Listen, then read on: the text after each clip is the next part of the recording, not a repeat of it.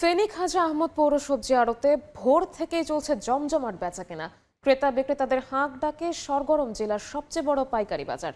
বিস্তারিত জানাতে ফেনী থেকে যুক্ত হচ্ছেন সহকর্মী আতিয়া সজল। সরাসরি যাচ্ছি তার কাছে।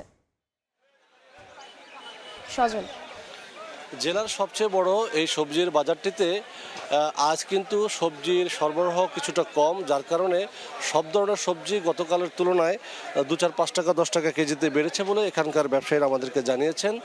আর যদি বলি, গতকাল কিন্তু যথেষ্ট পরিমাণ সবজির সরবরাহ থাকায় এখানে যে সবজি বিক্রি হয়েছিল মোটামুটি কিছুটা কম দামে, এবং পাইকারেরা গতকাল বলছে যে সবজি বেশি উঠায় তারা তাদের ক্ষতি হয়েছিল ব্যবসায়িকভাবে। আজ কিন্তু সবজি তুলনামূলকভাবে সরবরাহ কম, যার কারণে সবজির দামও বেড়েছে।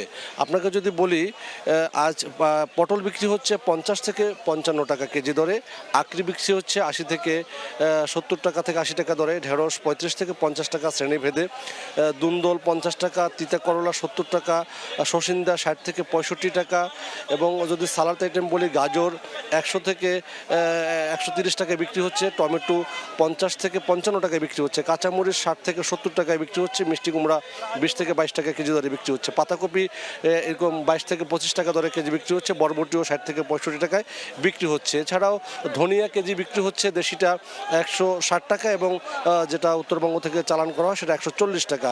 এবং যদি শাকের কথা বলি, সব ধরনের শাক, পুঁই শাক, লাল শাক, কলমি শাক, পাট শাক, এগুলো এক জোড়া শাক বিক্রি হচ্ছে পাইকারি 35 থেকে 40 টাকায়।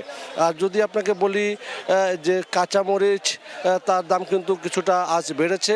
অন্যদিকে পেঁয়াজ 65 থেকে 36 থেকে 35 টাকায় বিক্রি হচ্ছে, রসুন বিক্রি হচ্ছে 55 থেকে 50 টাকা এরকম দরে, এবং এলসি রসুনের দাম কিছুটা বেশি।